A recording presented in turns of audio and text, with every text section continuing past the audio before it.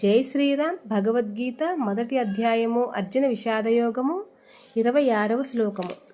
తత్ర పశ్యత్ స్థితాన్ పార్థః పితॄనథ పితామహాన్ ఆచార్యాన్ మాతులాన్ భ్రాతॄన్ పుత్రాన్ పౌత్రాన్ సఖీంస్తథా శ్వశురాన్ సుహృదైశ్చైవ సేనయోరుభయోరపి. శ్రీకృష్ణ పరమాత్మ రథము ఉభయ సైన్యాల మధ్య తీసుకొచ్చి పెట్టి అర్జునుల వారిని పిలిచి చూడమని పరిశీలించమని చెప్పాడట. అర్జునుడు పరిశీలిస్తూ ఏం చూశాడట? ముందుగా పెద్ద తండ్రులను, పినతండ్రులను, తాత ముత్తాతలను, గురువులను, మేనమామలను, సోదరులను, పుత్రులను, పౌత్రులను, మిత్రులను చూశాడట. ఏమిటి ఈ శ్లోకంలో? తన వాళ్ళను చూశాడు అర్జునుడు, అంతే కదా. కానీ ఈ శ్లోకంలో తాత్పర్యం జాగ్రత్తగా గమనించండి.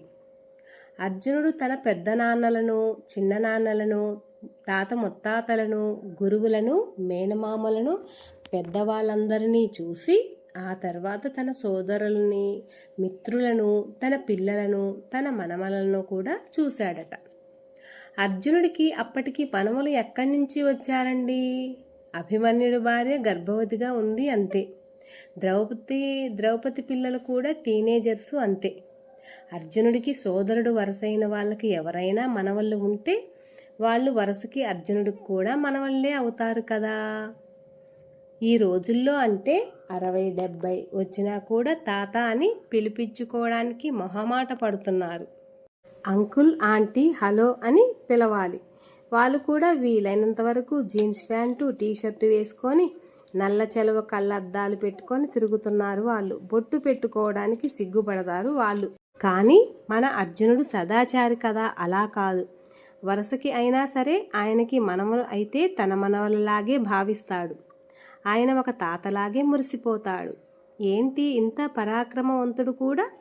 భారతీయ సాంప్రదాయానికి పాశ్చాత్య నాగరికతకి కూడా తేడా బాగా తెలుసుంటుంది మీకు ఈ పాటికి.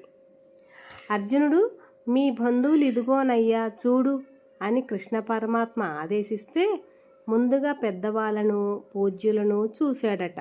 ఆ తరువాత తన అన్నదమ్ములను, తన స్నేహితులను, తన పిల్లలను చూశాడట. చూడడానికి కూడా ఒక పద్ధతి. మనమేం చేస్తాము? మన తల్లిదండ్రులను కూడా చూడాలి అనుకోము. మన పిల్లలు బాగుండాలి, పిల్లలే లోకము, వాళ్ళు కష్టపడకుండా అన్ని సౌకర్యాలు అనుభవించాలి, ఆనందంగా పెరగాలి, వాళ్ళు సుఖపడాలి. మన తల్లిదండ్రుల్ని ఏ వృద్ధాశ్రమంలో పడేస్తే వాళ్ళు అక్కడే ఉంటారు. ఇక తాత నాన్నమ్మలు బతికుంటే కర్మగాలి, వాళ్ళని అసలు చూడకూడదు. చూడాల్సిన పరిస్థితి వస్తే వీళ్ళు ఎప్పుడు పోతారా అని ఎదురు చూడాలి. అది ఈ కాలం సమాజ పరిస్థితి. యుద్ధం చేయాల్సి వచ్చినప్పుడు కూడా అర్జునుడు మొదటి తన పెద్దవాళ్ళను గమనించాడు. తర్వాత తన అన్నదమ్ములను, తన స్నేహితులను, తన పిల్లలను గమనించాడు. ఎక్కడైనా సరే, ఏ పరిస్థితుల్లో అయినా సరే సాంప్రదాయం ఏం చెబుతుంది, శాస్త్రం ఏం చెప్తుంది, ఏది ధర్మం, ఆ ధర్మాన్నే పాటిస్తారు పాండవులు. ఈ పాండవులు 5గురికి మహాభారతంలో ఏం చేయాలో, ఏది తినాలో, చేయి కడుక్కున్నా సరే, తిన్నా సరే, ప్రతి దానికి కూడా ధర్మం ధర్మం ధర్మం అని ధర్మాన్నే పట్టు కూర్చుంటారు.